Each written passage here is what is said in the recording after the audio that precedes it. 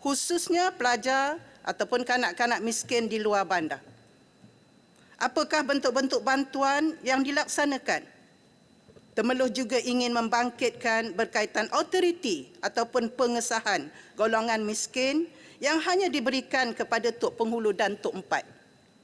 Sekiranya barang itu dicop atau disahkan oleh ADUN ataupun wakil rakyat ataupun ahli parlimen, dia tidak diterima. Jadi saya mahu supaya untuk memudahkan urusan, diberikan ruang autoriti kepada wakil rakyat ADUN maupun ahli parlimen untuk pengesahan sebagai golongan miskin.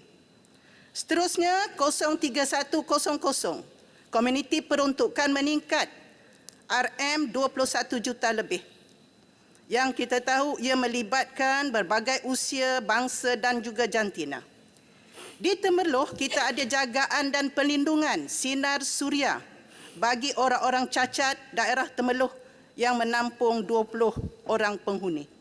Saya melihat golongan OQ dan cacat dijaga oleh petugas warga emas.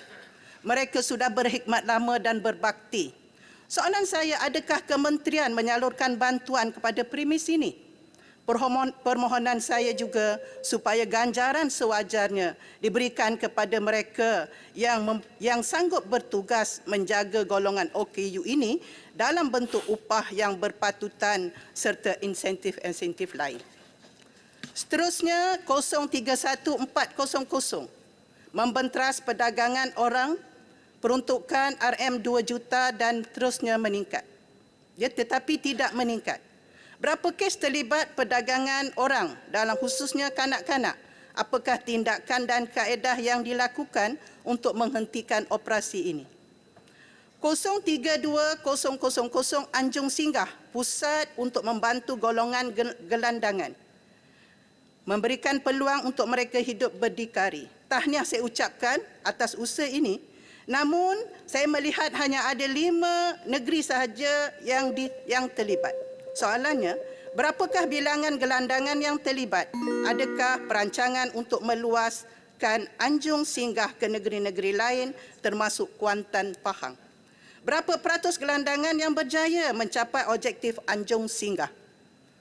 Rumah kanak-kanak iaitu menjaga kebajikan dan juga kepentingan kanak-kanak RM10 juta. Berapa buah rumah kanak-kanak di seluruh negara di bawah kementerian? Berapa buah rumah kanak-kanak bawah swasta persendirian? Setelah kanak-kanak berusia 18 tahun, mereka sudah tidak boleh menghuni rumah kanak-kanak. Adakah kementerian terus memantau dan memberi sokongan mengikut keperluan mereka? Temeloh mengharap dan mencadang supaya kanak-kanak yang berada dalam jagaan rumah kanak-kanak diberikan kefahaman dan pendidikan agama, khususnya yang beragama Islam, demi memastikan kehidupan masa depan mereka jauh daripada perkara-perkara negatif. Setengah. Okey, 1 minit saya minta. 30 saat. Okey, rumah seri kenangan meningkat 13 juta, objektif memberi jagaan, rawatan dan pelindungan warga emas.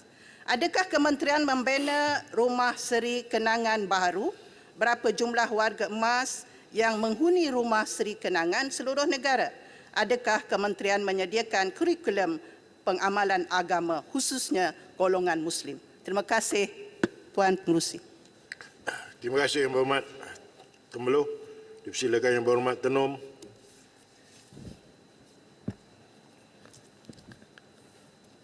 Tuan Pengerusi, Assalamualaikum dan salam sejahtera saya ucapkan kepada sidang Dewan. Saya mengambil peluang ini untuk mengucapkan selamat menyambut bulan Ramadan Al-Mubarak kepada seluruh rakan-rakan muslimin dan muslimat di dalam Dewan Parlimen ini, di kawasan saya dan di seluruh negara. Terima kasih Tuan Yang Dipertua kerana memberikan peluang kepada saya untuk mengambil bahagian di dalam perbahasan peringkat Jawatan Kuasa Kementerian Pembangunan Wanita, Keluarga dan Masyarakat. Tuan Pengerusi, pertama saya akan membahaskan butiran 020000 Kesejahteraan Wanita, Keluarga dan Masyarakat.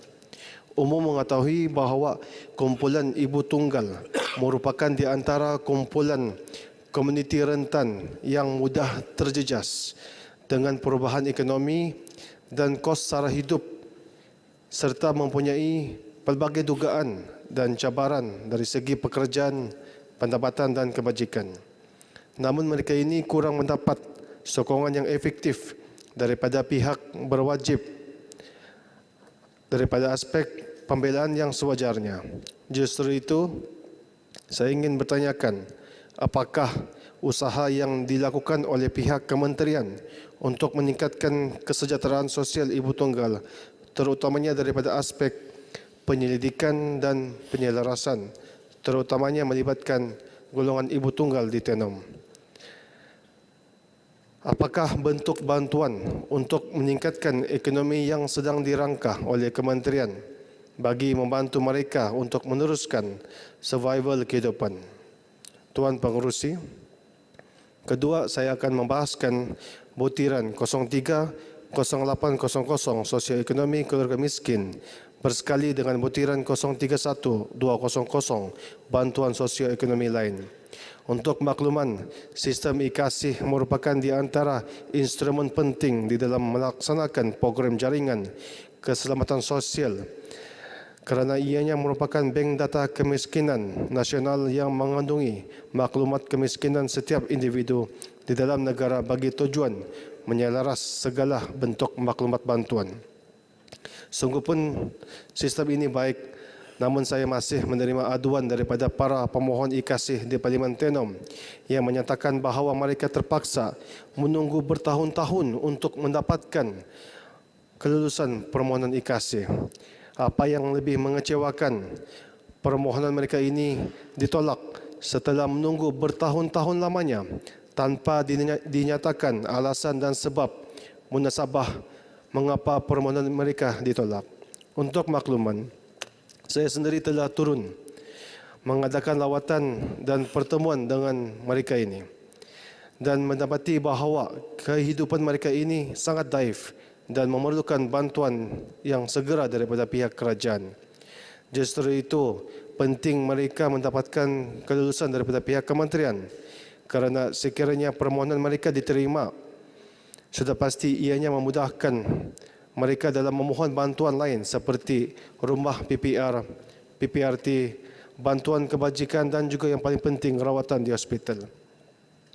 Misalnya di dalam beberapa siri lawatan kerja saya di kawasan, saya sempat menziarah orang meninggal.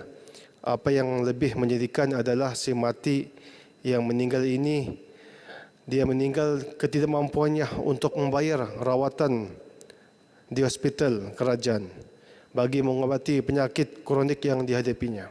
Akhirnya, beliau terpaksa membiarkan dirinya menanggung kesakitan sehingga ke akhir hayatnya.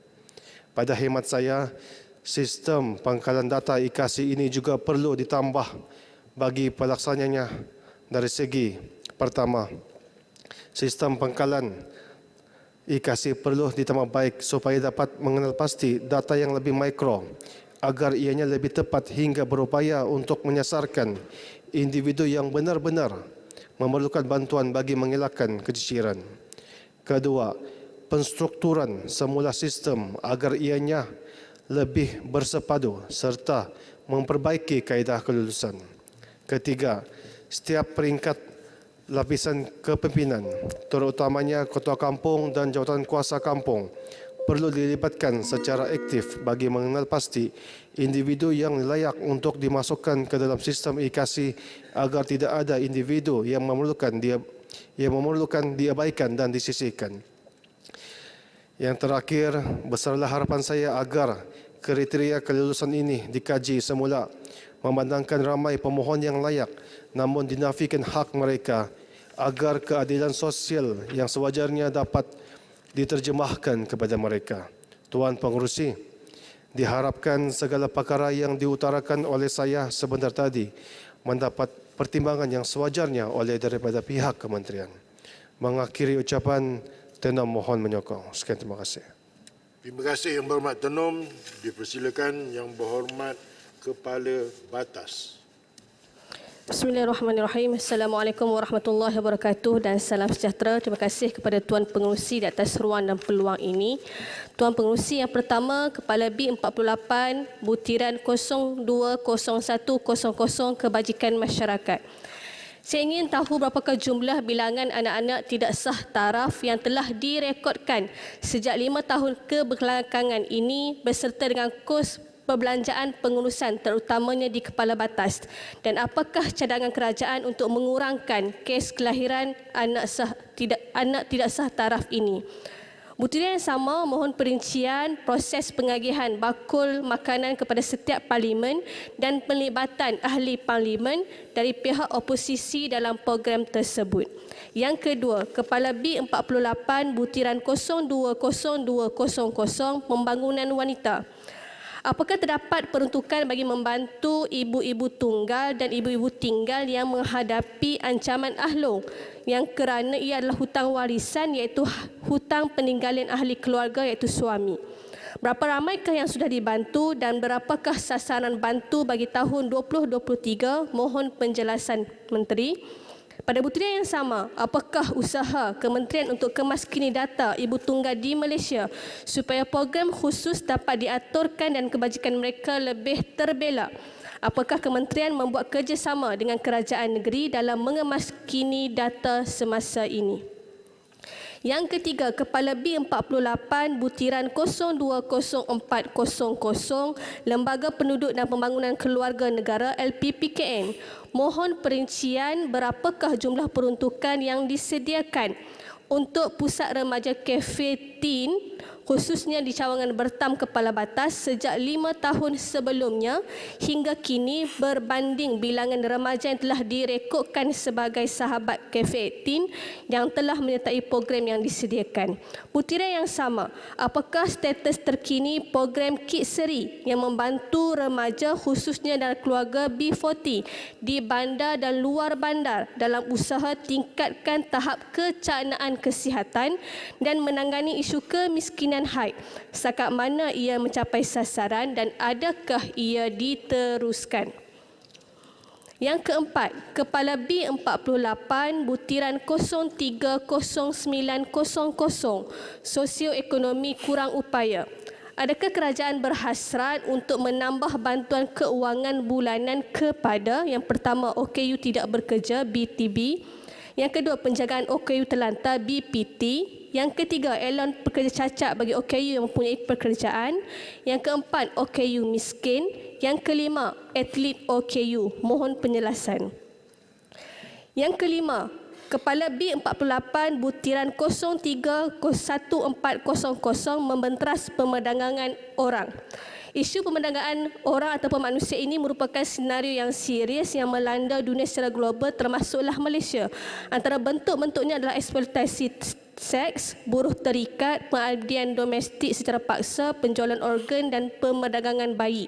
Justru mohon perincikan projek ataupun aktiviti yang akan dilaksanakan berasaskan anggaran belanjawan 2023 dan siapakah sasaran komuniti yang terlibat. Yang keenam,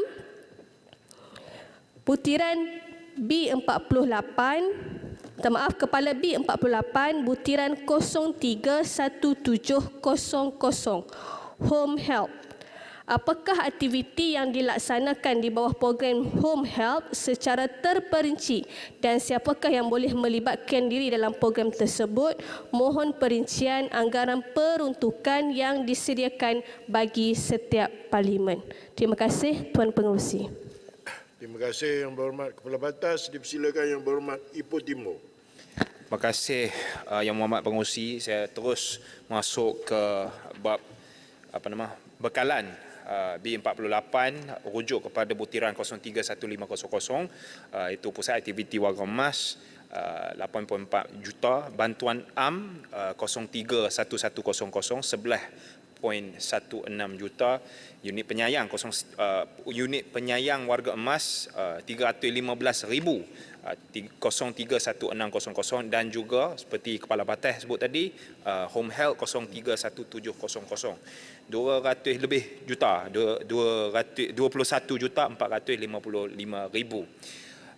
Dan ada beberapa soalan induk yang saya ingin utarakan, iaitu satu, berkenaan dengan carers allowance. Kita dengar hari itu dalam jawapan Timbalan Menteri berkenaan dengan allowance penjaga di mana sekarang ni 160.2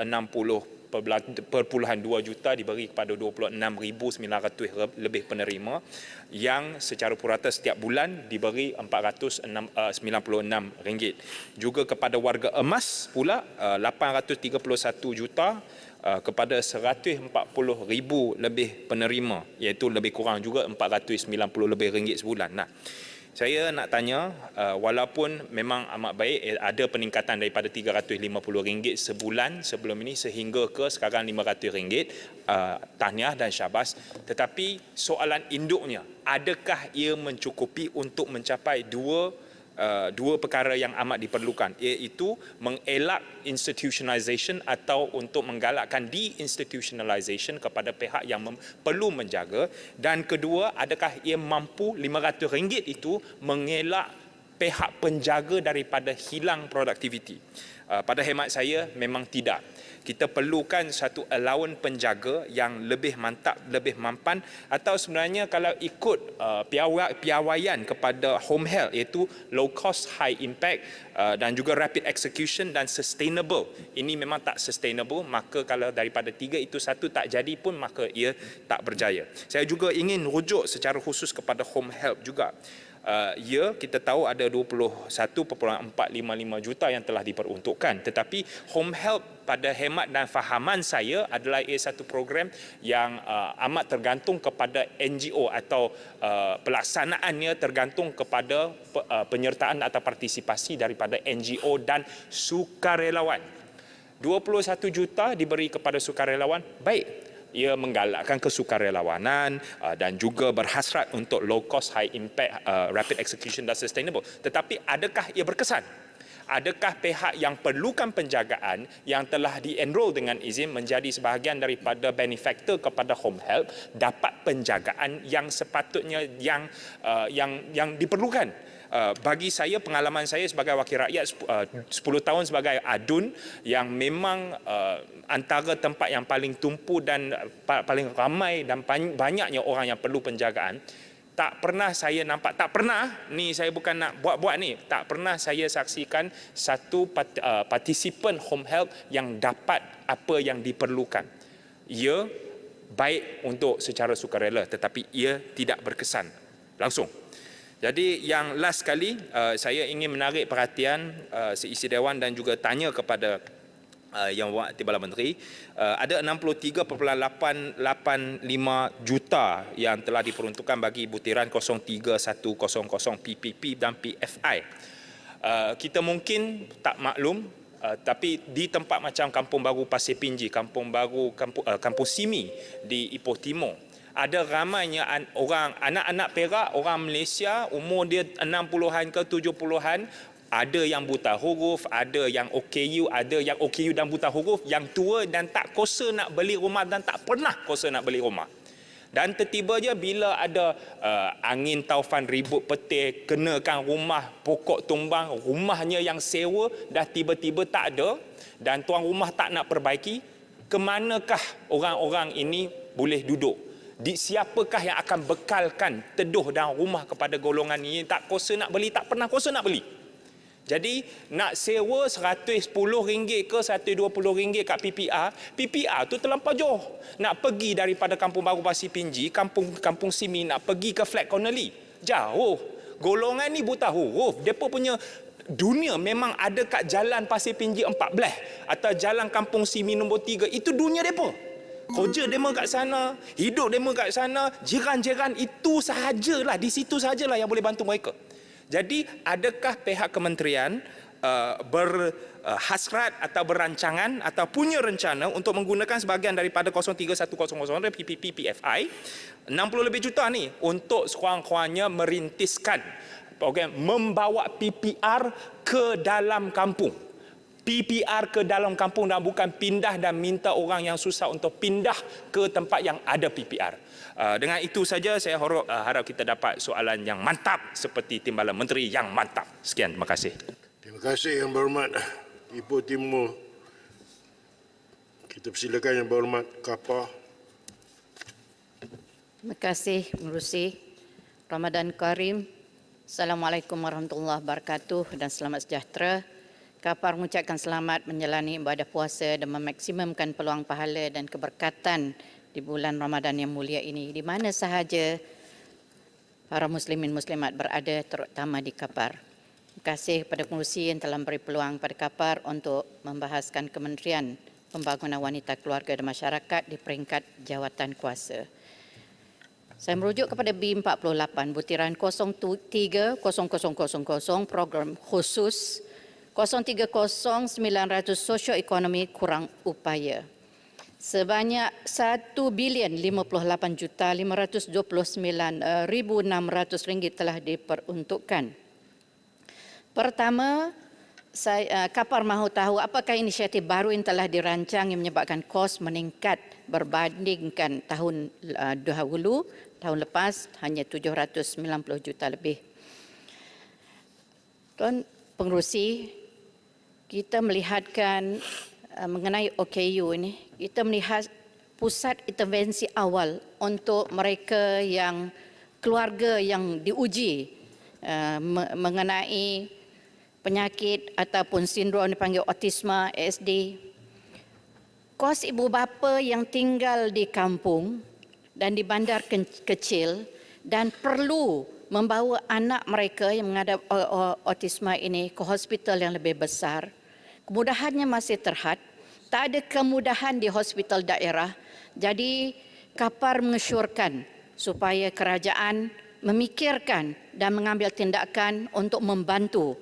Kita dengar dalam persidangan kali ini juga 1% daripada kanak-kanak itu menghadap autisma. Jadi dia agak yang besar, dan bayangkan kalau B40 yang perlu dengan kesabaran memerlukan mereka menghadapi masalah mengangkut anak dan mendapatkan perhatian.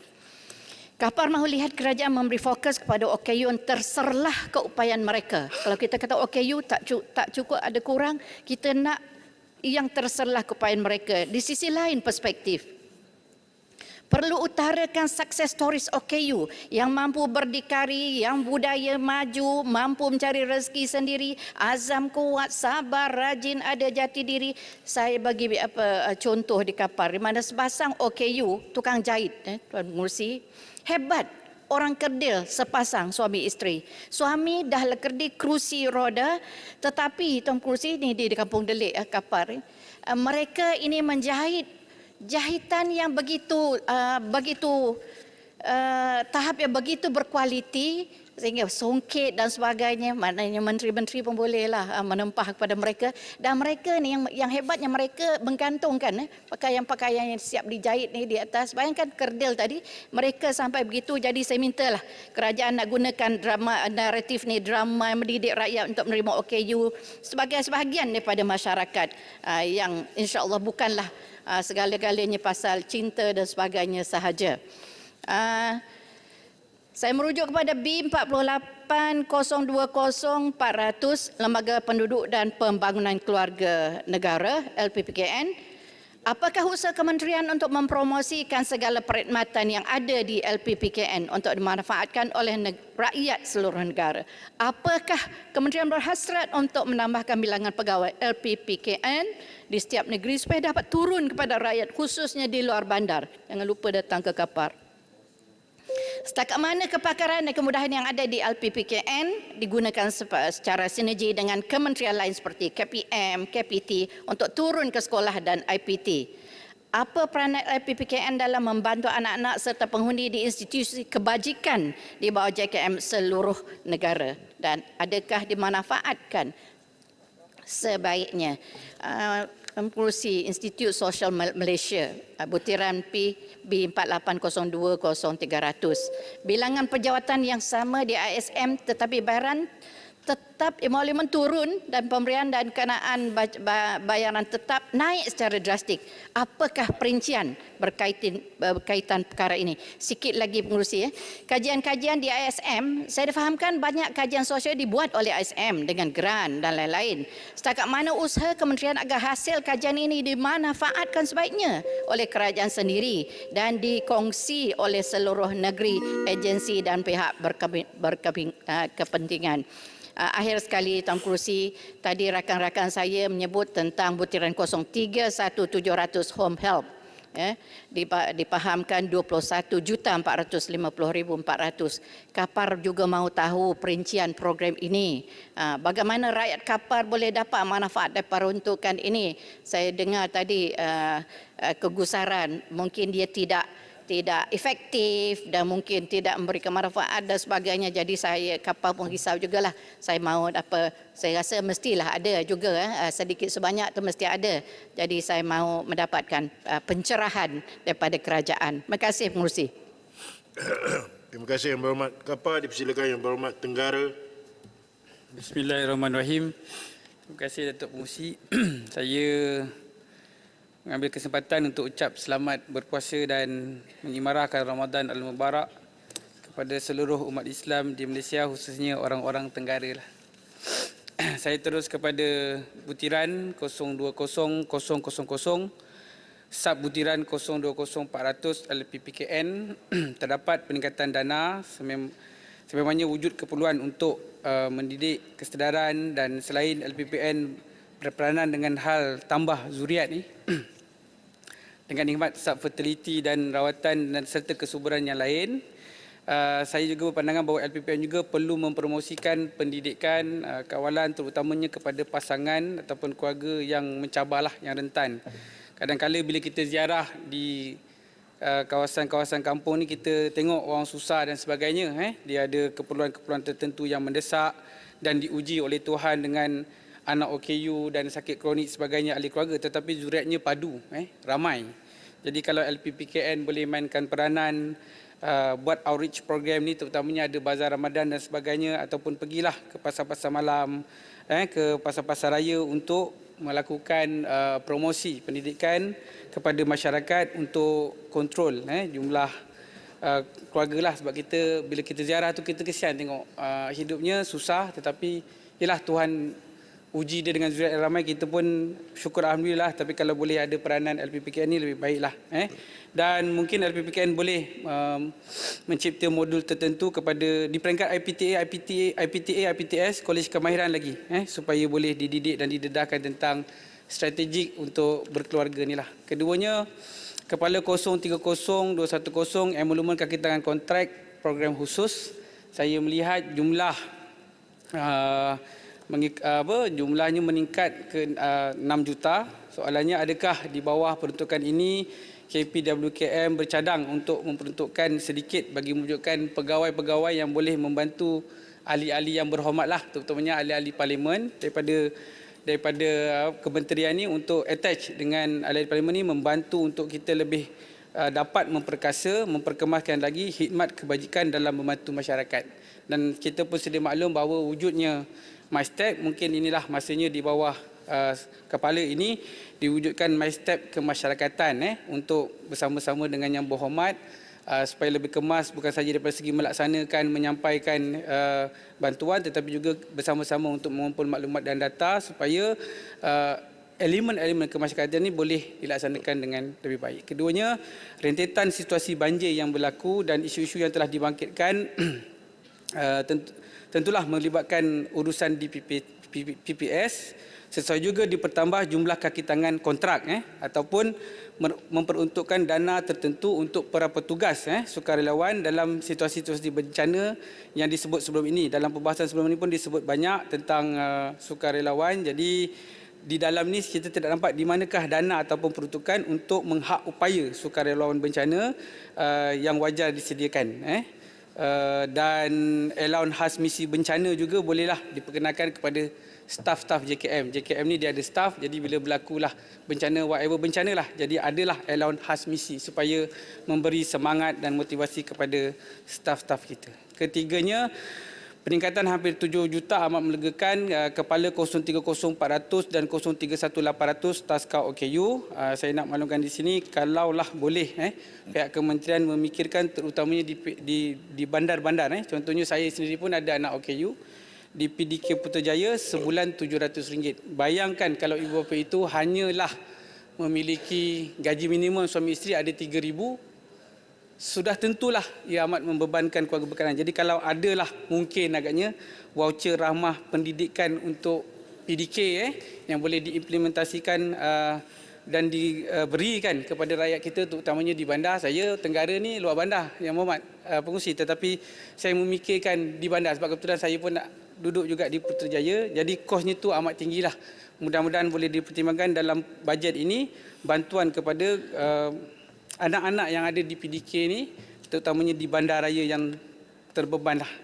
Akhirnya adalah tentang kepala 030800, 030900 dan 031000 sosioekonomi untuk miskin, kurang upaya dan warga emas. Wajar libatkan NGO-NGO yang arif dalam social entrepreneurship atau yang memiliki model-model niaga keusahawanan yang sistematik dan terbukti. Saya minta sikit je, setengah minit yang buat fungsi. Ia juga wajar dilaksanakan bersama yayasan-yayasan dan GLC seperti Yayasan Hasanah, Yayasan Petronas, Makasih, Yayasan TM dan sebagainya. Kadang-kadang kita bimbang berlaku pertindihan redundancy sasaran yang sama tetapi dibuat secara tidak berselaras. Perkara ini juga sebahagian dari elemen menjayakan cita-cita menoktahkan kemiskinan Tegar. Semasa saya berada di EPU, saya uruskan BMTKM, Basmi Miskin Tegar.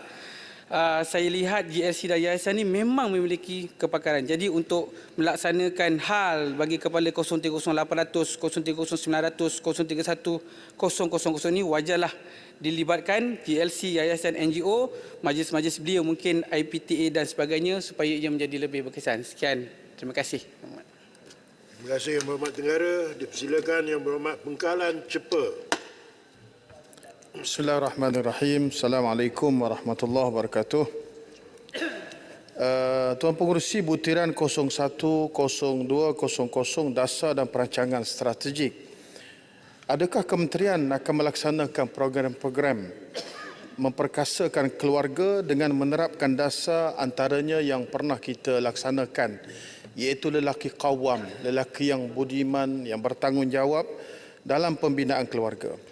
Kita tahu bahawa kerapuhan institusi kekeluargaan amat mendukacitakan kerana ia menjadi penyumbang kepada masalah sosial dan memberi kesan yang mendalam terhadap pembentukan mental serta saksiah dan peribadi anak-anak. Suami, bapa atau wali perlu memainkan peranan dan memahami peranan mereka secara lebih komprehensif bagi melindungi keluarga dari ancaman pemikiran luar seperti hedonism, budaya barat dan juga yang paling hangat sehari dua ini, agenda songsang yang semakin berani. Kita pun tak tahu kenapa sehari dua ni mereka makin berani. Kalau seorang pengedar dadah dah ada hukuman gantung sampai mati di hadapan pun mereka berani lagi mengedar, sama ada mereka tahu ada ruang, loophole dengan izin Tuan Speaker, ataupun dasar dan ketegasan pihak berkuasa dan kerajaan menjadi penyebab mereka makin berani. Selain menambah baik modul pra-perkahwinan dan keibubapaan, kementerian juga perlu merangka program khusus bagi membentuk keluarga sejahtera. Kedua, adakah kerajaan akan merangka akta atau rekod yang berkaitan dengan satu hal yang agak tidak dititik beratkan, iaitu berkaitan dengan rekod rasmi berkaitan ibu susuan. Rekod rasmi dibangun bagi mengenal pasti ibu susuan supaya tidak berlaku perkahwinan adik-beradik susuan yang akhirnya menyebabkan berlaku kerumitan dalam penyelesaian. Tuan Pengerusi Butiran 020400 Lembaga Penduduk dan Pembangunan Keluarga Negara, peruntukan bagi pemberian dan kenaan bayaran tetap kod 040000 meningkat dengan dana RM65 juta. Salah satu teras strategi yang digariskan oleh LPPKN adalah memperkukuhkan institusi keluarga yang sejahtera dan berdaya tahan bagi melahirkan generasi keluarga yang berkualiti dan berpribadi mulia. Dalam menyambut teras yang digariskan oleh LPPKN, JAKIM di bawah kepimpinan kerajaan yang lepas telah memperkenalkan gagasan lelaki kawam bertujuan mengukuhkan institusi keluarga dan sosial selain menyokong teras strategi yang digariskan oleh LPPKN. Yang berhormat berada di situ sebagai Timbalan Menteri dulunya asal daripada PAS. Yang berhormat jangan lupa tentang agenda yang pernah Yang Berhormat pelajari bersama dengan PAS supaya ada satu dasar dan juga pembaharuan yang lebih holistik dalam LPPKN sebagaimana yang pernah dilaksanakan oleh Yang Berhormat Rantang Panjang.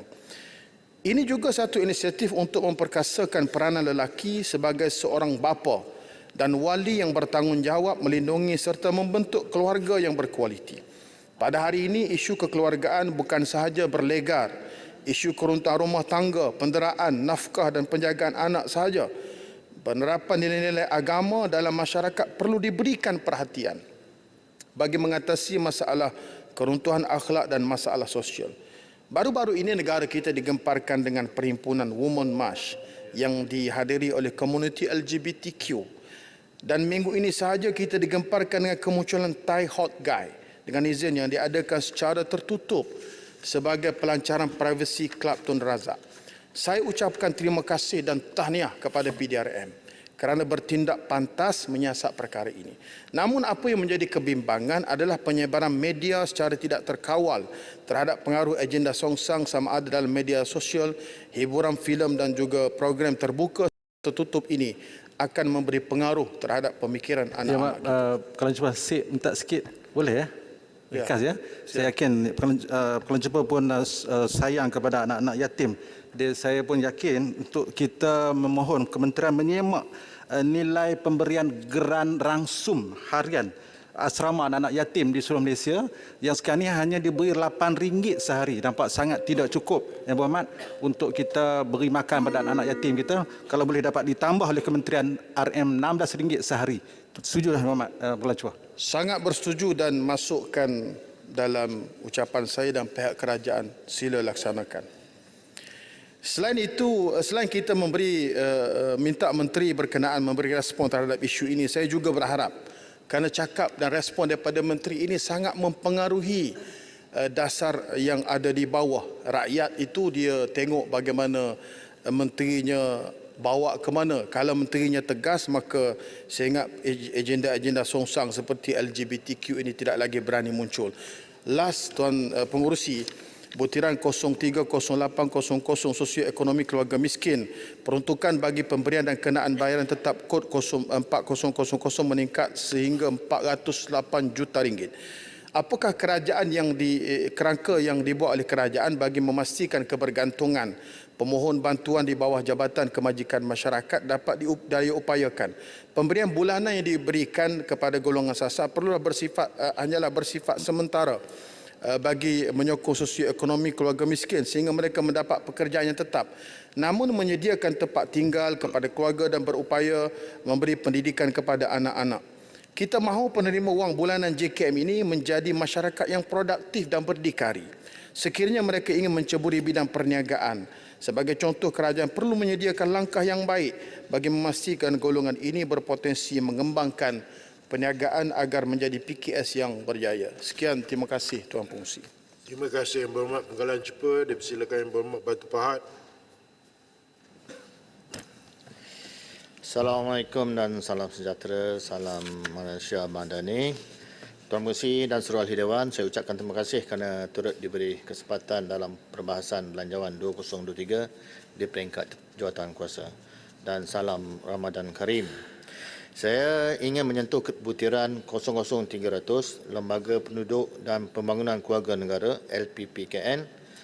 Agensi ini menyaraikan 15 perkhidmatan utama seperti perancangan keluarga, rawatan kesuburan, dan sub-fertility, program keibuapaan datuk nenek dan 12 lagi perkhidmatan lain. Perkhidmatan perancangan keluarga yang digerakkan sejak setengah abad yang lalu telah menunjukkan kesan. Purata bilangan ahli isi rumah kini telah berada di bawah dari 4. Kadar pertumbuhan penduduk pada tahun 2010 2010 hingga 2020 adalah 1.32% setahun untuk 10 tahun ini. Pertanyaan saya adalah, adakah pihak LPPKN mampu membantu negara bagi mencapai dasar 70 juta penduduk pada tahun 2100 nanti? Begitu juga bagi perkhidmatan rawatan kesuburan subfertility, kini makin ramai pasangan yang berdepan dengan masalah kesukaran untuk mendapatkan cahaya mata. Walaupun tiada angka sebenar bilangan pasangan yang tiada anak atau mereka yang terpaksa menunggu masa yang lama untuk mendapatkan cahaya mata, maka kecekapan perkhidmatan RKS ataupun rawatan kesuburan subfertility ini perlu dipertingkatkan demi membantu pasangan-pasangan untuk mendapatkan cahaya mata. Difahamkan kos untuk rawatan ini amat tinggi. Bolehkah LPPKN memberi perkhidmatan percuma kepada mereka-mereka yang berusaha untuk mendapatkan anak yang pertama? Program keibuapan atau nenek perlu disebar luas kepada semua keluarga di Malaysia. Kursus-kursus yang disediakan ketika ini dikenakan bayaran. Bolehkah dia diberi secara percuma? Butiran 0300 menunjukkan bajet sebanyak 5 juta ini tidak menjejaskan perkhidmatan yang disediakan oleh LPPKN. Jadi mohon penjelasan. Saya ingin menyentuh butiran 10001 iaitu Pusat Jagaan Harian Warga Emas. Secara kasar terdapat dua kumpulan warga emas yang besar, iaitu yang berkerjaya dan yang bersara yang memang tiada bekalan semasa umur persaraan. Dengan peruntukan 1 juta pada tahun 2023, kumpulan manakah yang difokuskan? Apakah modus operandi Pusat Jagaan Harian Warga Emas ini? Butiran 00800 Pejabat Kemasakan Negeri Daerah.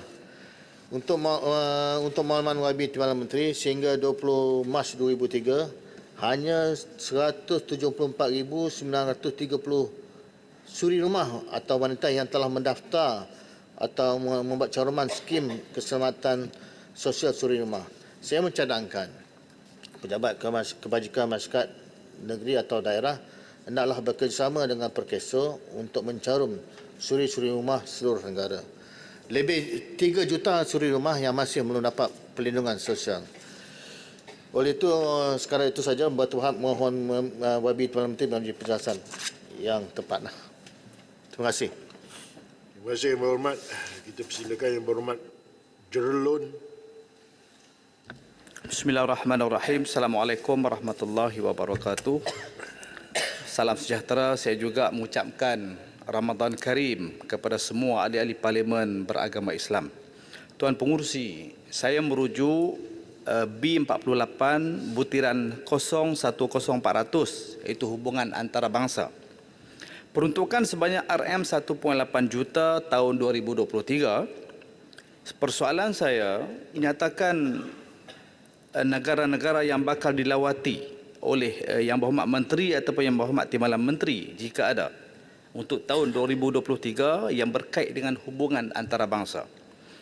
Apakah jenis-jenis program yang berimpact tinggi bagi meningkatkan hubungan strategi antara dua negara, dan nyatakan contoh-contoh program dari luar negara yang pernah dilawati oleh kementerian sebelum ini dan dilaksanakan oleh kementerian untuk tahun-tahun selepas itu.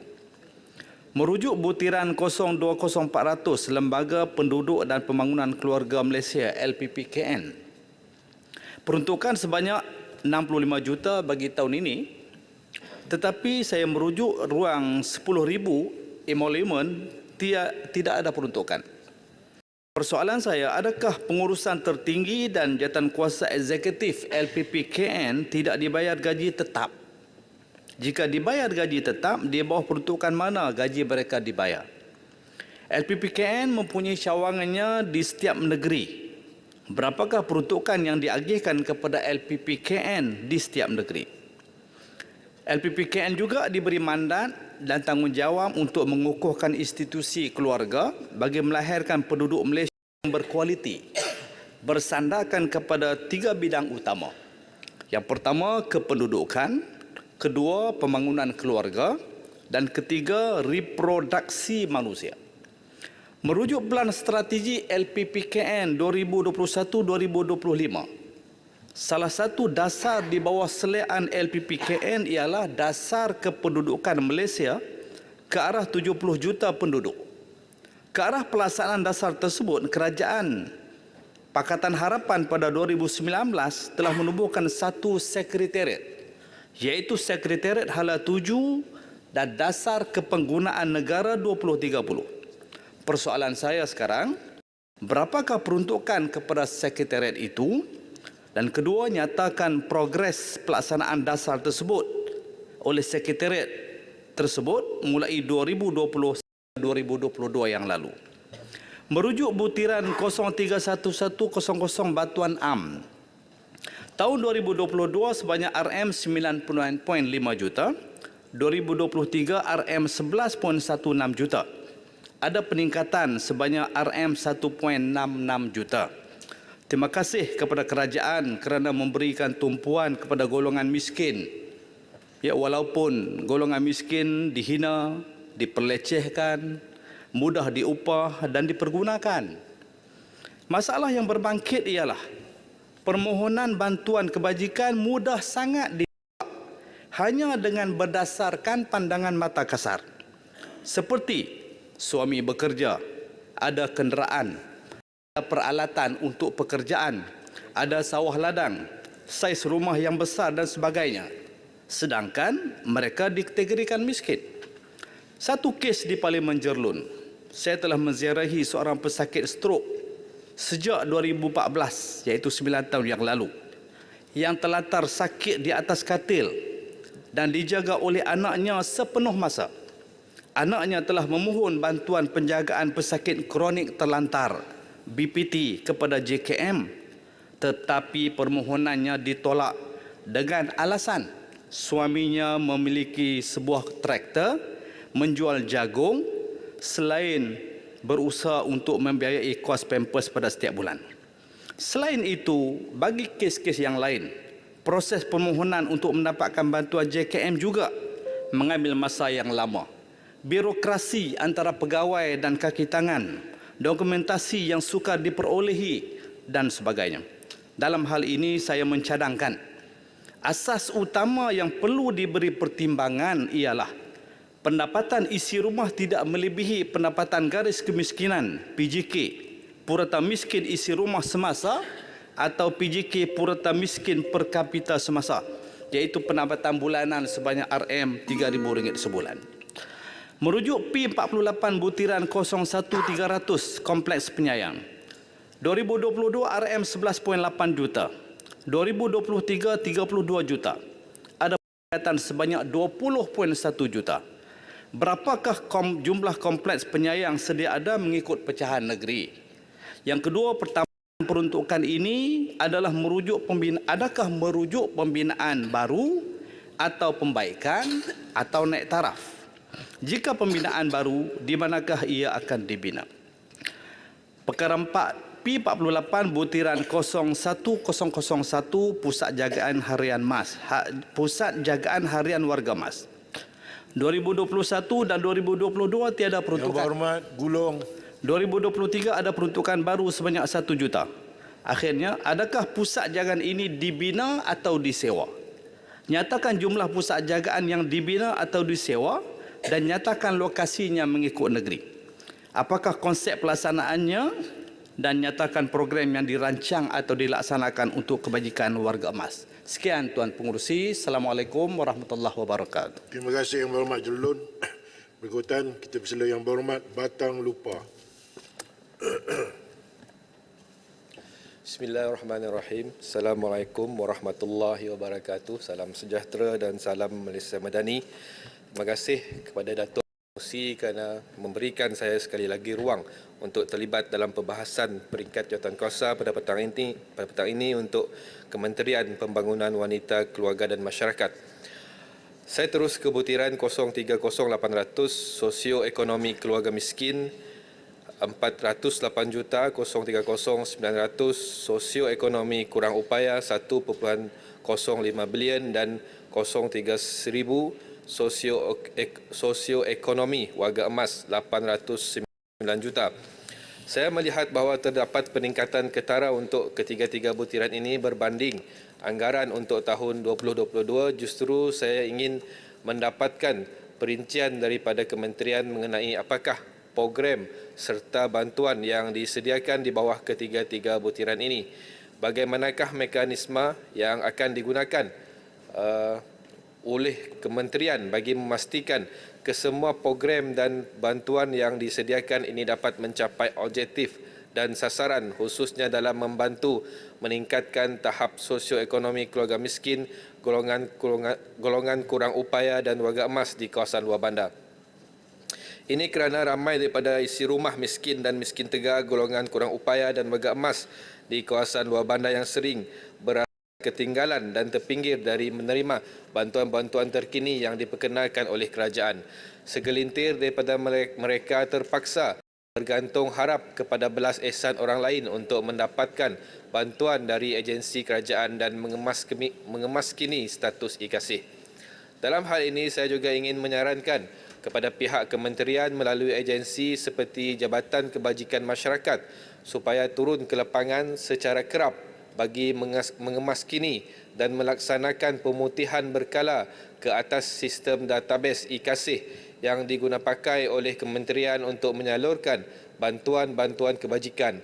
Ini penting bagi mengelakkan ketirisan dan memastikan setiap bantuan daripada kerajaan dapat sampai kepada pihak yang benar-benar memerlukan. Butiran 00800 pejabat kebajikan masyarakat negeri daerah yang diperuntukkan sebanyak 19.7 juta. Soalan saya, adakah kementerian bercadang untuk menambah jumlah pejabat kebajikan di daerah-daerah seluruh Sarawak bagi mengoptimalkan fungsi dan perkhidmatan yang disampaikan oleh JKM terutamanya di kawasan luar bandar dan pedalaman? Saya juga ingin mendapatkan penjelasan mengenai butiran 031 100 bantuan AM dan 031 200 bantuan sosioekonomi. Apakah bentuk bantuan yang dimaksudkan di bawah butiran ini dan siapakah golongan sasar yang akan menerima bantuan tersebut?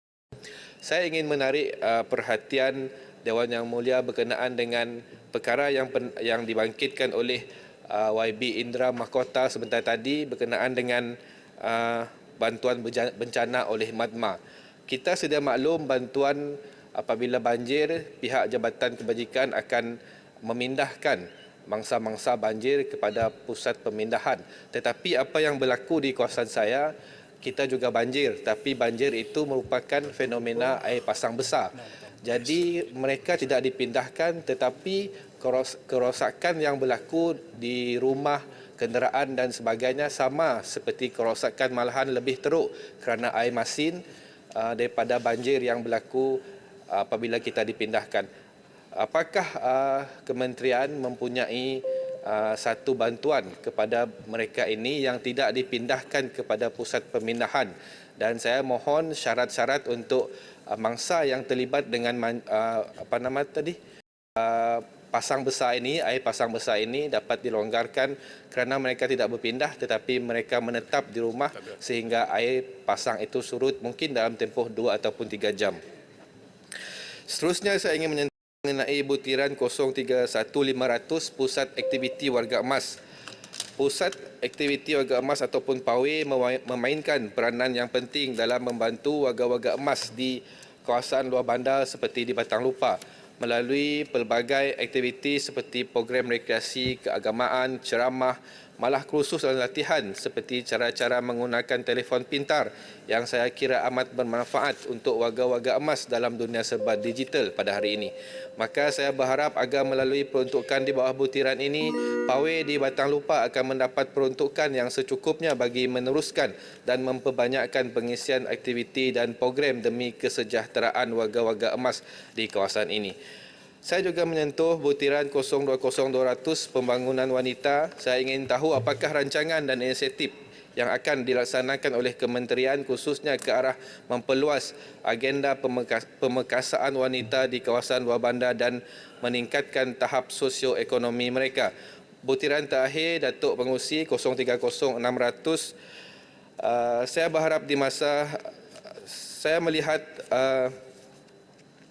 berkenaan dengan wang saku institusi warga emas 030600, saya berharap kerajaan Malaysia di masa akan datang jika telah mempunyai kewangan yang mencukupi, saya mencadangkan supaya setiap warga emas yang kita kriteria warga emas ini mungkin umur dalam 70 tahun ke atas diberikan sama rata bantuan untuk kesejahteraan mereka. Sekian, terima kasih. Baik, terima kasih. Saya jemput Maran. Assalamualaikum warahmatullahi wabarakatuh. Salam sejahtera. Selamat berpuasa yang muat Datuk Pengerusi, rakan-rakan muslimin dan muslimat, kawan-kawan dan seluruh Malaysia dan Islam seluruh negara dunia. Terima kasih Datuk Pengerusi, izinkan saya untuk membahaskan bajet 2023 Kementerian Pembangunan Wanita, Keluarga dan Masyarakat yang diperuntukkan 3.417 bilion dengan 3 bilion untuk pengurus dan 220 juta untuk pembangunan yang memfokuskan kepada 5 kumpulan sasar iaitu keluarga, wanita, kanak-kanak, orang kaya, orang kurang upaya dan warga emas. Dan saya nak menyentuh beberapa perkara berbutiran walaupun sebahagian daripadanya telah pun disebutkan oleh rakan-rakan yang telah membahaskan kementerian ini. Butiran 02.000 kesejahteraan wanita, keluarga dan masyarakat di antara peruntukan yang tertinggi diberikan. Saya ingin tahu berapa ramaikah bilangan ibu tunggal di negara kita mengikut kaum dan apakah sebab antara kriteria menyebabkan mereka ini menjadi ibu tunggal mungkin yang lebih kita kenal kerana perceraian, kematian dan mungkin ada sebab-sebab yang lain. Dan saya ingin tahu apakah program-program yang khusus dan utama disediakan oleh kementerian bagi membolehkan ibu-ibu tunggal ini bersedia untuk menghadapi masa depan yang lebih mencabar untuk membela diri mereka, anak-anak dan juga keluarga. Data yang betul, butiran 02, Datuk Pengerusi, butiran 02.01.00 kebajikan masyarakat. Saya ucapkan terima kasih banyak kepada pegawai-pegawai kebajikan masyarakat terutama di negeri dan daerah yang bertukus lumus dengan bilangan pegawai yang kurang, menjalankan tanggungjawab terutama semasa berhadapan dengan masa bencana, banjir dan sebagainya. Jadi saya berharap sebenarnya Datuk Pengerusi dan kementerian dapat menambah pegawai dan tangan di daerah dan juga di negeri ini. Dan saya juga ingin tahu tentang kebajikan berapa ramaikah penerima bantuan di bawah kementerian dan apakah kategori bantuan yang telah dikeluarkan oleh kementerian ini. Dan saya juga mendapat rungutan seperti mana yang disebutkan oleh sebahagian daripada kawan kita bahawa keluarga daripada keluarga ini apabila sebahagian daripada penerima bantuan ini terhenti bantuannya kerana diberitahu, dilaporkan bahawa mereka telah menjadi orang yang senang. Jadi apakah ini suatu pendekatan yang dilakukan oleh kerajaan dan apakah kriteria yang menyebabkan mereka ini dibatalkan bantuan yang selama ini mereka terima dan sudah tentulah ini memberikan kesan yang cukup besar kepada psikologi dan kehidupan mereka. Yang berikutnya ialah 020400 Lembaga Penduduk dan Pembangunan Keluarga Negara. Dulu Datuk Pengerusi kita kenali LPKKN sebagai Lembaga Perancang Keluarga Negara. Suatu ketika kerja mensasarkan penduduk pada 70 juta. Jadi saya ingin tahu apakah sebenarnya tugas peranan LPKKN ini dan apakah bentuk program dan aktiviti yang dijalankan dan apakah sasaran penduduk negara kita pada masa hadapan dan juga saya ingin tahu apakah sebenarnya kadar pertumbuhan ataupun kadar kesuburan masyarakat di negara kita yang boleh kita melahirkan sasaran 70 juta itu. Butiran 030200 emolument kaki tangan kontrak. Saya ingin tahu peruntukan disediakan ini agak besar Datuk Pengerusi dan apakah jenis jawatan kontrak yang tersenarai dalam butiran ini. Kalau jika sebegini besar peruntukannya 26 juta, peningkatan 6 juta, ini bermakna bahawa jawatan-jawatan ini diperlukan oleh kementerian. Apa salahnya kalau dah 4-5 tahun jawatan digunakan sebagai kontrak. Kita serapkan pegawai kontrak ini dan menjadi pegawai tetap. Dan satu pendekatan yang baik untuk kita mengisi peluang-peluang pekerjaan pada pegawai dan kaki tangan di negara kita. 030400 kurang upaya pemulihan dalam komuniti. Saya ingin tahu Datuk Pengerusi berapakah jumlah pusat pemulihan dalam komuniti di negara kita ini dan berapa ramaikah kurang upaya yang terdapat di pusat ini dan apakah bentuk latihan dan bimbingan yang diberikan kepada OKU di pusat-pusat komuniti ini. Dan di mana ada di Kuala Dimaran ada sebuah pusat penempatan orang OKU buta penglihatan. Jadi dulu kita telah sediakan perumahan mereka dan saya ingin tahu berapakah jumlah peruntukan yang disediakan oleh kementerian untuk pusat ini dan saya kira ini dapat membantu sedikit sebanyak kehidupan mereka. Dan akhir sekali Datuk Pengerusi ialah 020300 Institut Sosial Malaysia di antara peranan yang dimainkan oleh institut ini menjalankan kursus latihan, seminar, bengkel dan sebagainya dan saya kira institut ini tidak kurang berbeza-bezanya dengan institut yang lain yang juga memberikan latihan kepada masyarakat seperti institut latihan kemas dan sebagainya. Jadi apakah kerajaan bercadang untuk menyelaraskan institut latihan ini dan saya juga nak tahu apakah sebenarnya peranan institut ini pada hari ini dan berapa pelatih-pelatih ataupun mereka telah dilatih dan dapat dikeluarkan melalui institut dan apakah peranan mereka dalam membantu tugas yang dimainkan oleh jabatan atau Kementerian Wanita dan Masyarakat ini. Terima kasih, Datuk Yang Tua. Terima kasih Maran. Saya jemput Shah Alam. Assalamualaikum warahmatullahi wabarakatuh. Salam sejahtera, salam perpaduan dan salam Malaysia Madani. Saya juga ingin mengambil peluang ini untuk mengucapkan selamat berpuasa Ramadan Karim kepada yang berhormat ahli-ahli Dewan serta seluruh kaum muslimin dan muslimat di seluruh negara. Terima kasih kepada Datuk Pengerusi kerana memberi ruang kepada saya untuk membahas belanjawan Kementerian Pembangunan Wanita, Kanak-kanak dan Masyarakat. Di bulan yang mulia ini saya ingin mulakan dengan memetik sepotong ayat Al-Quran dalam surah Ar-Rum ayat 21. Wa min ayatihi an khalaqa lakum min anfusikum azwajan litaskunu ilaiha wa ja'ala bainakum mawaddatan wa rahmah inna fi dzalika laayatin liqaumi yatafakkarun. Dan di antara tanda-tanda kebesarannya ialah dia menciptakan pasangan-pasangan untukmu agar kamu cenderung dan merasa tenteram, yakni sakinah kepadanya, dan dia menjadikan di antaramu rasa cinta kasih dan sayang, mawaddah warahmah. Sungguh pada demikian itu benar-benar terdapat tanda-tanda kebesaran Allah bagi kaum yang berfikir. Saya kira ayat ini merupakan asas kepada pembentukan sebuah keluarga yang bahagia di mana wanita, kanak-kanak dan masyarakat membentuk elemen terpenting dalam institusi ini.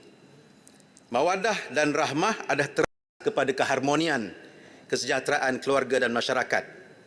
Sejuk mata kita melihat anak-anak, tenteram kita melihat isteri, dan rasa kasih sayang kita dengan masyarakat ini seharusnya membolehkan kita melahirkan lebih ramai zuriat dan membentuk masyarakat ke arah satu bilangan yang kita impi-impikan. Mungkin 60 juta, mungkin 70 juta yang kita sebutkan. Namun, adakah keadaan ini sedang berlaku dan kita sedang menuju ke arah itu? Lalu saya ingin menyinggung butiran 020400 dan butiran 00300 yang kedua-duanya adalah berkenaan dengan Lembaga Penduduk dan Pembangunan Keluarga Negara LPPKN.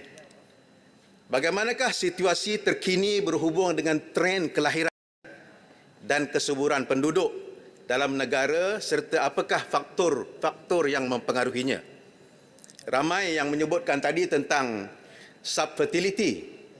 Seingat saya kerajaan melalui RMK 12 bercadang untuk mewujudkan sebuah pusat subfertility negara khususnya bagi menangani masalah kesuburan dan dilema Malaysia menuju ke arah negara tua.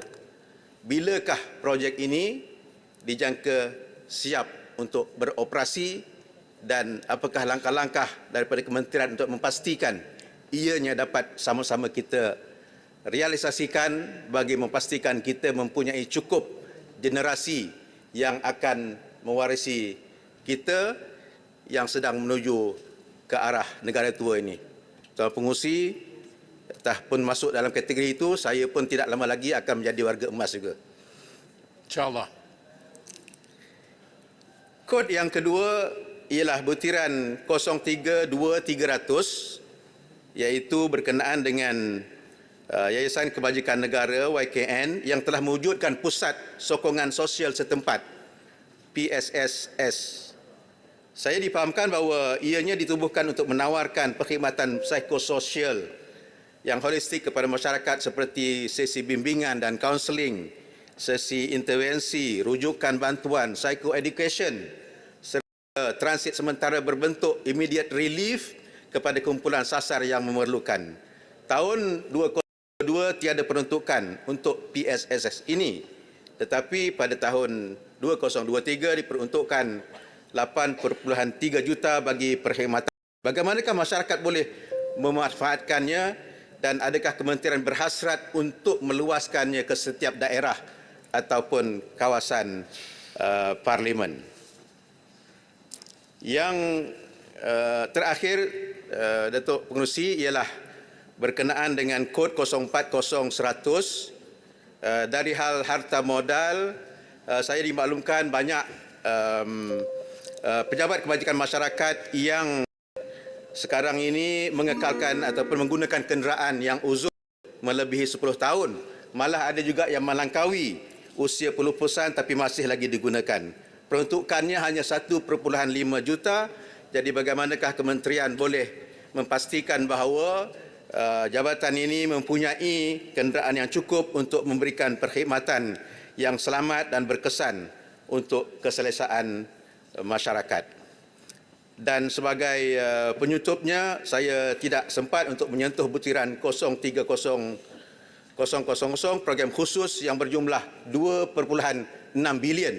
Ini merupakan peruntukan yang 2/3 daripada keseluruhannya yang berbentuk kebajikan, kerana saya cukup yakin bahawa kerajaan Madani memang bersifat rahmah dan ihsan untuk membantu golongan wanita, membantu golongan kanak-kanak, OKU, warga emas dan pelbagai yang memerlukan. Oleh itu, Yang Berhormat Menteri, laksanakanlah tanggungjawab ini dengan penuh amanah, progresif dan peduli. Sekian, terima kasih. 2 minit lagi. Terima kasih. Saya jemput Kuantan. Terima kasih, Datuk Pengerusi. Saya terus kepada butiran B 010300. Terdapat pusat latihan perindustrian dan pemulihan di Bangi yang menawarkan latihan kepada golongan OKU dalam bidang vokasional seperti jahitan, elektronik, lukisan dan kraf batik. Soalan saya, berapa ramaikah yang telah berjaya menjalani latihan di sini dan berapa peratus daripada mereka yang diterima bekerja? Apakah tindakan susulan daripada kementerian dalam membantu mereka mendapatkan pekerjaan? Seterusnya butiran B 030700, selain menyediakan wang saku dan bantuan bulanan, ada cadangan untuk mewujudkan pusat OKU yang menjadi pusat sehenti seperti bagi pesakit autism dewasa bagi menjaga kebajikan mereka. Seterusnya butiran B 03200, berdasarkan maklumat pada portal Yayasan Kebajikan Negara, terdapat 5 lokasi anjung singgah di seluruh negara, iaitu Kuala Lumpur, Kuching, Johor Bahru, Pulau Pinang dan di Perak. Adakah kerajaan bercadang untuk membina pusat intervensi di bandar-bandar yang terdapat gelandangan dengan bilangan yang agak ramai?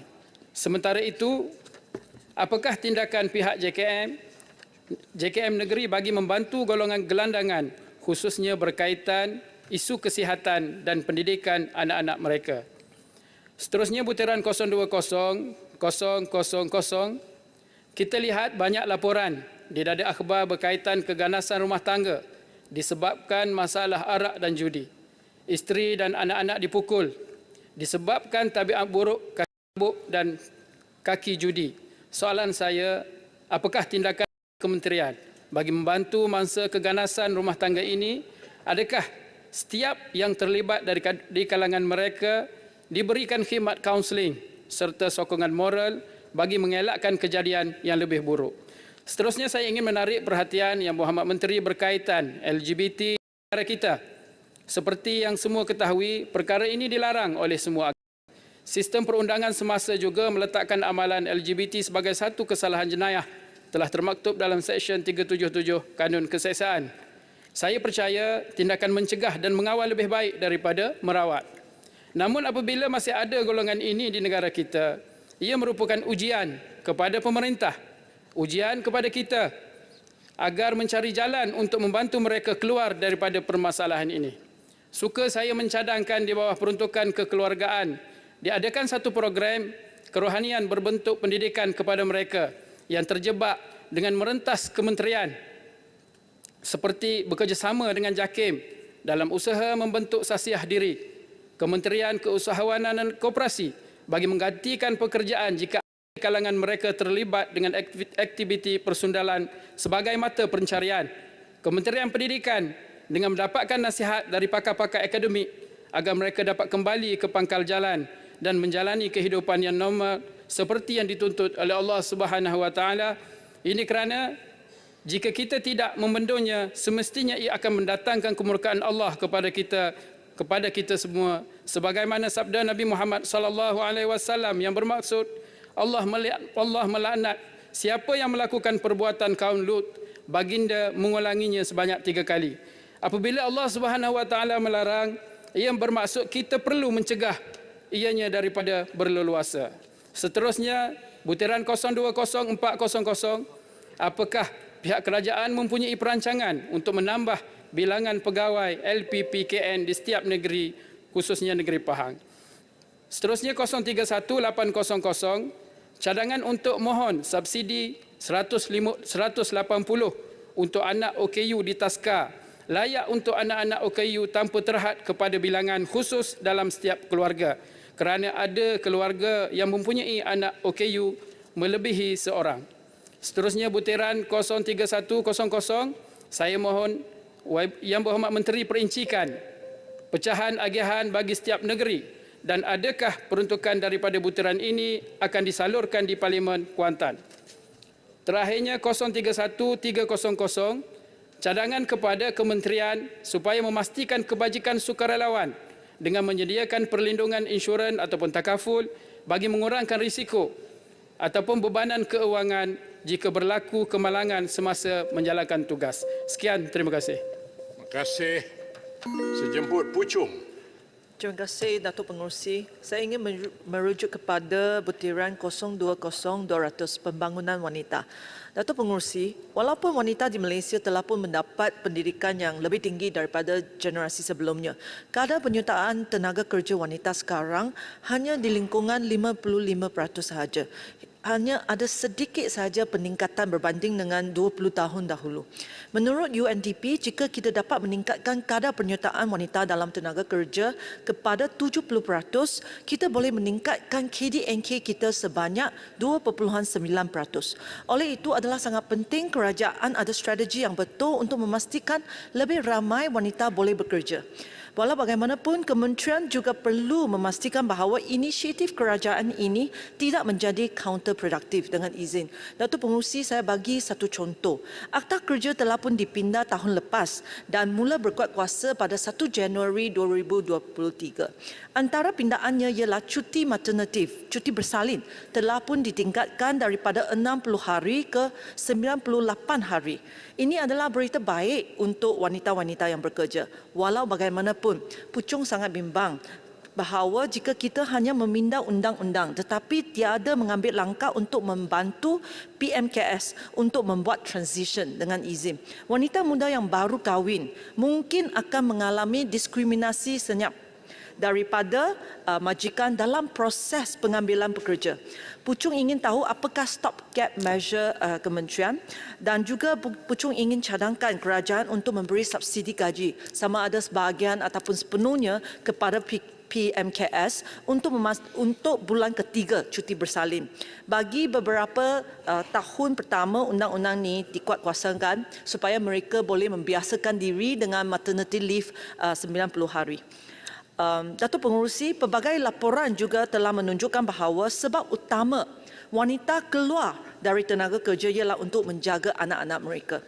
Oleh itu, polisi penjagaan dan pendidikan awal kanak-kanak, Early Childhood Care and Education ataupun dalam short form ECCE adalah sangat kritikal. Tambahan lagi, James Heckman, pemenang Nobel dalam ekonomi, telah membuktikan secara statistik bahawa berbelanjaan dana awam dalam ECCE membawa kadar ROI yang paling tinggi dalam pembangunan modal insan. Ini membawa perbincangan saya ke butiran seterusnya. Butiran 020-100, Kebajikan Masyarakat. Yang Berhormat Tambun telah pun mengumumkan bahawa Jabatan Pembangunan Kanak-Kanak akan diwujudkan di bawah Jabatan Kebajikan Masyarakat. Pucung ingin tahu berapakah peruntukan yang akan disalurkan untuk Jabatan Pembangunan Kanak-Kanak dan adakah ada peruntukan untuk pembaharuan ECCE ini. Untuk pengetahuan Dewan Yang Mulia ini, pada masa ini negara kita belum lagi ada polisi ECCE yang komprehensif. Terdapat sebanyak 4 kementerian yang terlibat dalam ECCE. Kementerian Wanita jaga Taska, Kementerian Pendidikan jaga Tadika, Kementerian Pembangunan Desa jaga Tadika Kemas, Kementerian Perpaduan jaga Tabika Perpaduan. Dengan penubuhan Jabatan Pembangunan Kanak-Kanak, Pucung sangat berharap bahawa semua inisiatif ini boleh diselaraskan.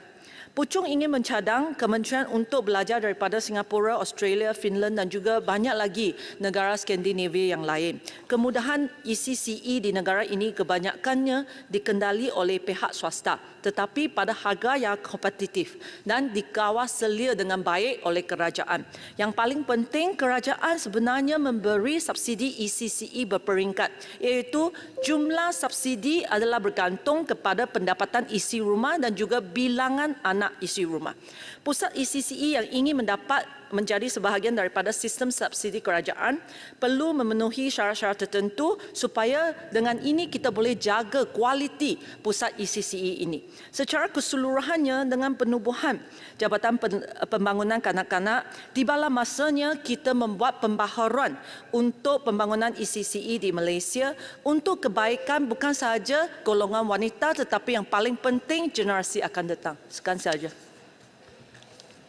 Baik, terima kasih. Saya jemput Masjid Tanah. Terima kasih Tuan Speaker. Saya ingin menyentuh pada butiran 030-400 kurang upaya pemulihan dalam komuniti PDK yang jumlahnya agak tinggi, itu 109 juta pada tahun ini berbanding daripada tahun yang sudah. Di Masjid Tanah terdapat banyak PDK yang aktif, di antaranya PDK Malindo, yang mana PDK Malindo ini telah melahirkan ramai OKU yang berkemahiran dari segi untuk memasarkan kepasaran kerja.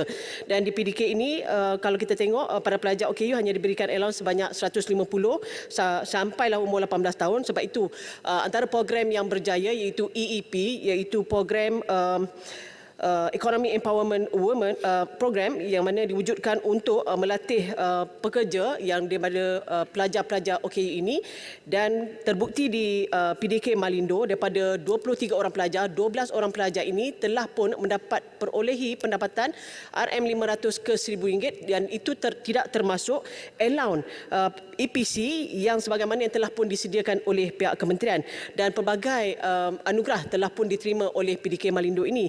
Dan sebab itu saya ingin bertanya pada pihak kementerian, apakah pihak kementerian ingin mengadakan kerjasama strategik dengan jabatan ataupun agensi lain untuk memberikan peluang kerja kepada OKU ini, dan apakah sebagaimana contoh mengadakan kerjasama strategik dengan pihak Kementerian Pembangunan Usahawan dan juga Koperasi dari segi untuk melahirkan usahawan OKU.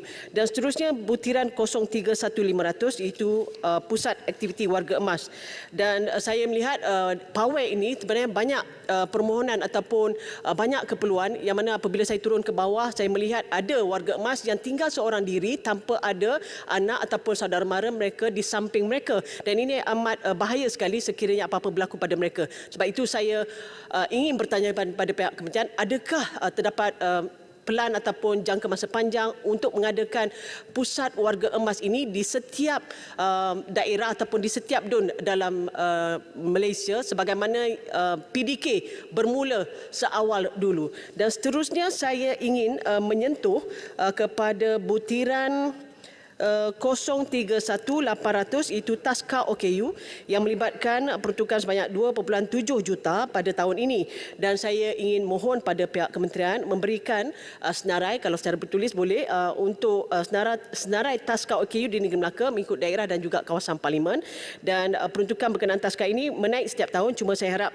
inisiatif seperti Taska OKU ini dapat diwar-warkan supaya masyarakat setempat dapat tahu apakah kehadiran itu dapat membantu warga-warga masyarakat yang lain. Dan selain daripada itu, saya ingin bertanya, adakah pihak kementerian berhasrat untuk menambah Taska OKU di setiap daerah, terutama sekali di luar bandar, dan ibu bapa daripada keluarga susah menghadapi kesukaran jika Taska ini berada jauh daripada kediaman mereka, dan adakah subsidi RM100, RM180 untuk anak-anak OKU di Taska OKU ini layak untuk anak-anak OKU tanpa terhad kepada bilangan khusus dalam setiap keluarga, sebab ada keluarga tu anak dia bukan hanya seorang saja OKU tapi ada 2-3 orang OKU. Jadi bagaimana dalam situasi keluarga ini, saya ingin bertanya pada pihak kementerian.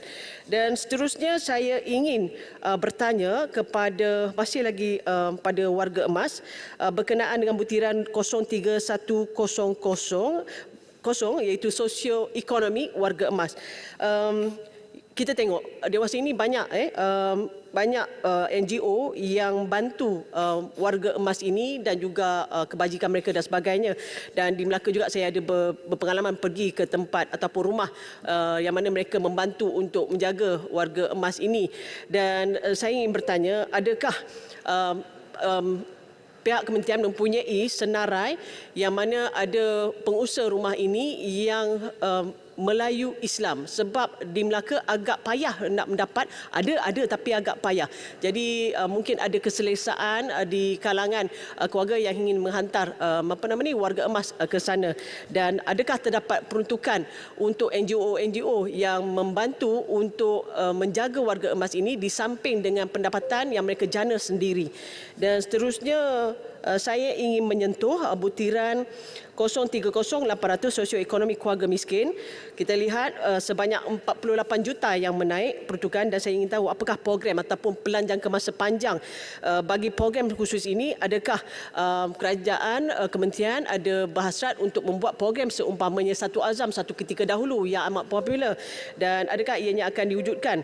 Dan selain daripada itu juga saya bersetuju dengan YB Puchong sebentar tadi berkenaan dengan warga wanita yang berkejaya, seramai 130,000 wanita yang berkejaya dengan apa yang telah diumumkan oleh Yang Amat Berhormat Tambun, sebanyak 290 juta dana yang diberikan, silap saya, di bawah Kementerian Sumber Manusia.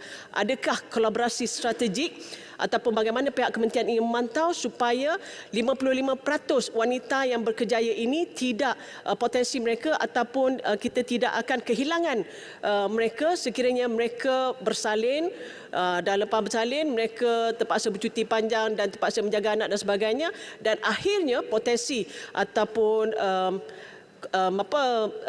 dia punya kemahiran, skill kerja mereka itu terhenti setakat itu saja. Saya rasa itu saja, walaupun saya ada banyak. Saya mohon mati masa. Terima kasih Tuan Speaker. Terima kasih.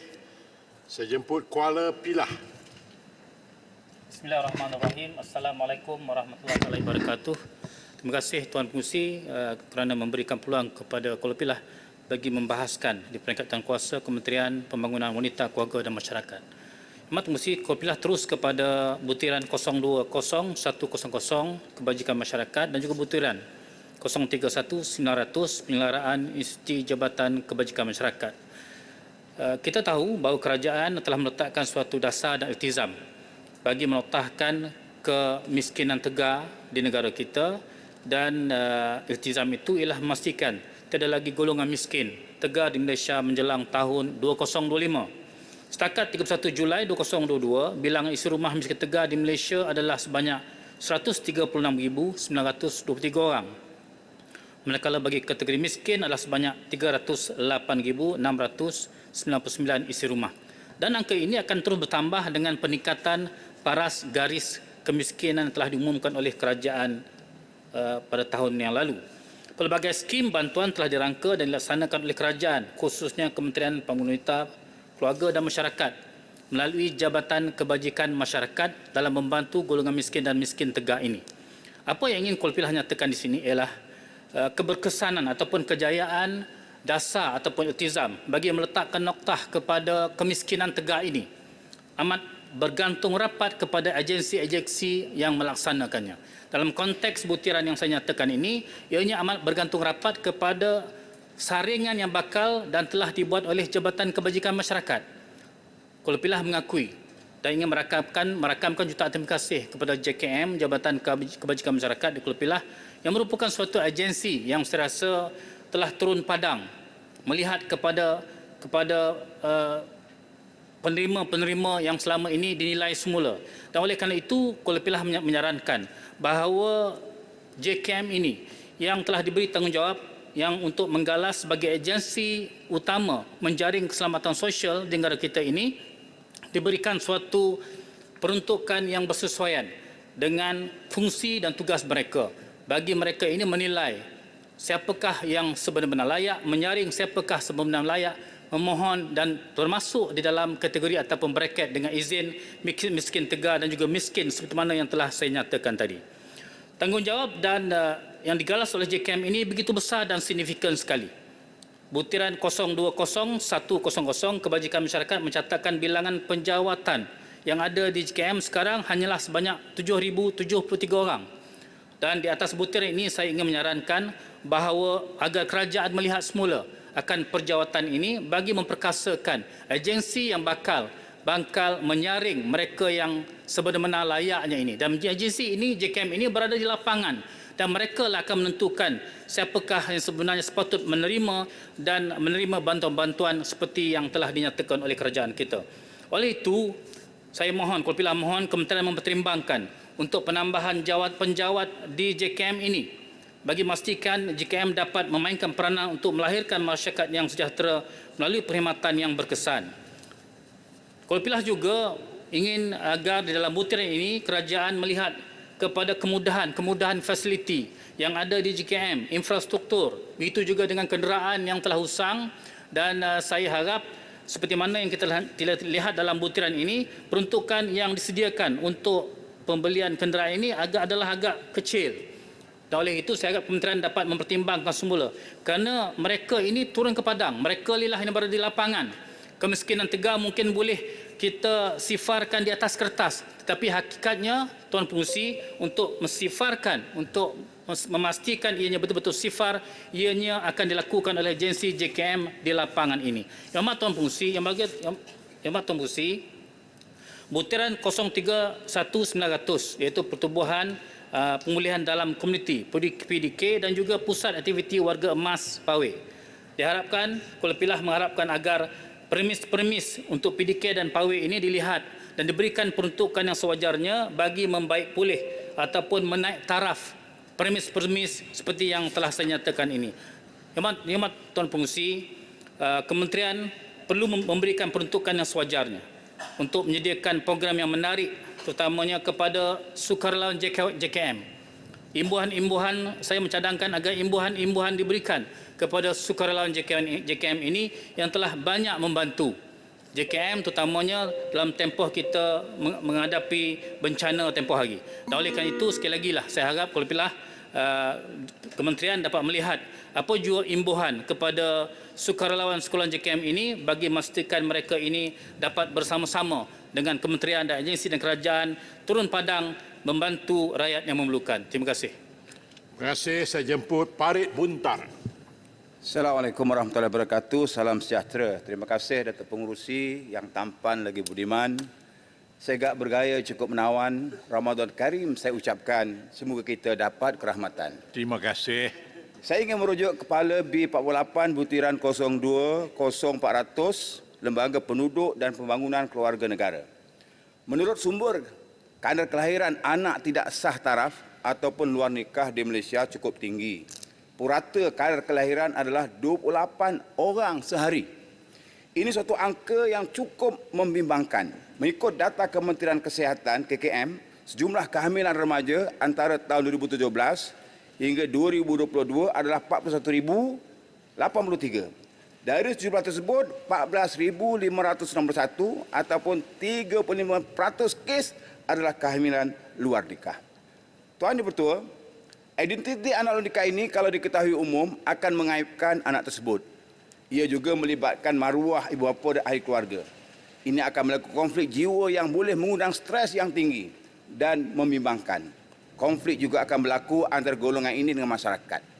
Orang kalau kita kata pada kita yang kita ni bapa perasuah ke, bapa penyamun ke, selamba je. Tak apa nak marah. Boleh hadir parlimen, tak ada masalah. Boleh jadi rakan kongsi dalam pemerintahan, tak ada masalah. Tapi kalau orang kata kita anak luar nikah, ini mengaibkan. Sebab itulah 5 maqasid syariah, salah satunya adalah memelihara keturunan dan maruah diri. Justru Kementerian Wanita dan Keluarga dan Masyarakat adalah melibat gandakan program bagi mendidik masyarakat agar menjauhi zina. Dalam Islam, Allah Subhanahu Wa Taala tidak terus direct menyebut pengharaman zina, tetapi dimulakan dengan ayat wala taqrabu zina innahu kana fahishatan wa sa'a sabila. Dan janganlah kamu mendekati zina kerana sesungguhnya ia perbuatan keji dan satu jalan yang sangat buruk. Al-Isra ayat 32. Ini bermakna apa saja unsur dan elemen dalam apa bentuk pun seperti penyiaran filem yang ada unsur tidak sihat, pergaulan bebas di TV, filem-filem porno di media internet, pawagam, pergaulan bebas, penerbitan bahan malucah dan yang seumpamanya. Ini semua boleh mendedahkan dan mempengaruhi nafsu sehingga mendorong melakukan perbuatan zina. Kemudian Allah Subhanahu Wa Taala menurunkan ayat yang berupa balasan dan hukuman ke atas mereka yang terjerumus ke lembah perzinaan.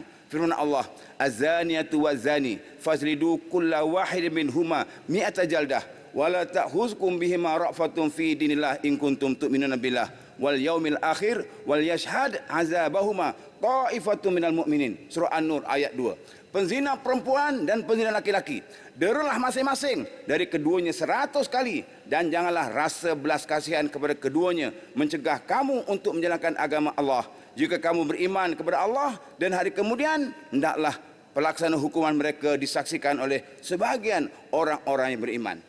Daripada Maimunah radhiyallahu anha, beliau berkata, aku mendengar Rasulullah SAW bersabda, umatku ini akan terus berada dalam kebaikan selama mana tidak tersebar luas anak zina di kalangan mereka.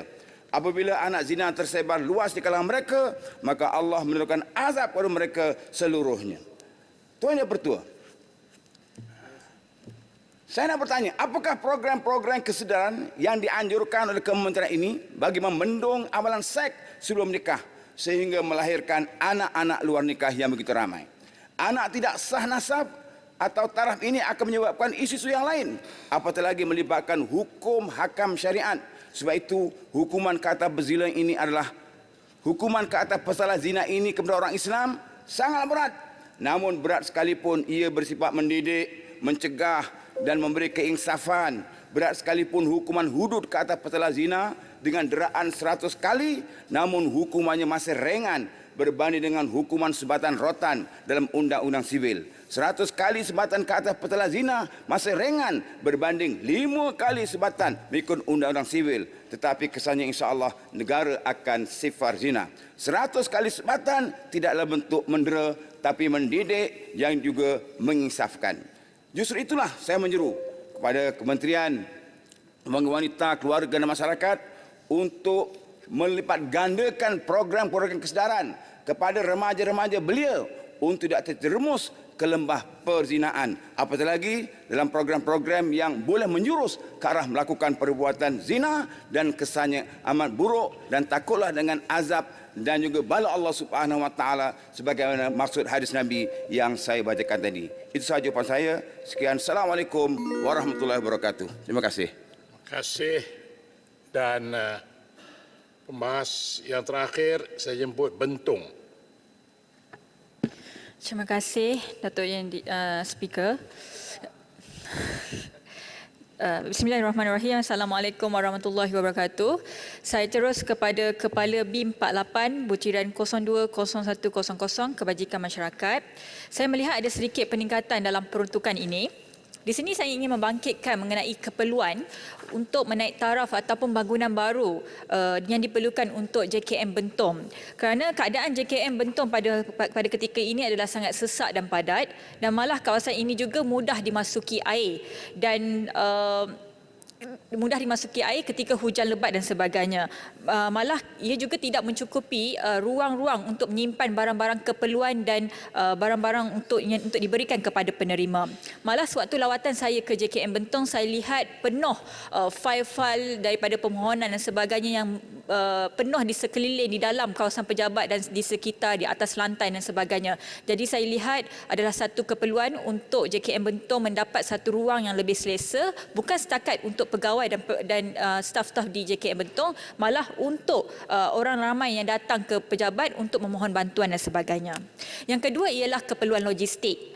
Bentong adalah kawasan yang kerap dilanda bencana banjir dan sebagainya. Jadi saya kira keperluan untuk kenderaan yang baik, yang mampu berfungsi dengan baik, dengan selesa untuk anggota, untuk pegawai dan staf ini bergerak ke sana kemari adalah amat penting untuk kita utamakan. Keterutamanya dalam keadaan kecemasan untuk meredah banjir yang mungkin baru berlaku dan sebagainya. Kepala B48 butiran 030400 kurang upaya pemulihan dalam komuniti PDK. Saya melihat ada peningkatan di dalam perbelanjaan, namun saya ingin bertanya kepada pihak kementerian, apakah pihak kementerian mempunyai perancangan untuk menukar lantikan kontrak kepada lantikan tetap kepada penyelia dan petugas PDK ini?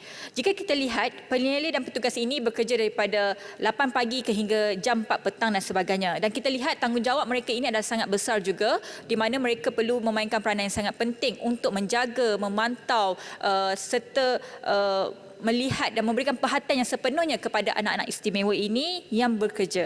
Malah jika kita dan saya faham mungkin kalau tidak boleh diberikan lantikan tetap, namun begitu boleh diberikan allowance, bonus secara tahunan bagi menghargai jasa-jasa yang telah dilakukan oleh pihak penyelia dan petugas PDK ini. Dan kita lihat PDK pada hari ini juga ada yang sudah semakin padat dengan banyaknya anak-anak istimewa ini untuk masuk menyertai PDK yang ada. Malah ada yang tidak dapat sertai kerana terlalu padat dan perlu pergi ke tempat yang lebih jauh. Jadi saya rasa keperluan ini perhatian perlu diberikan juga kepada petugas dan juga penyelia-penyelia PDK di seluruh Malaysia khususnya.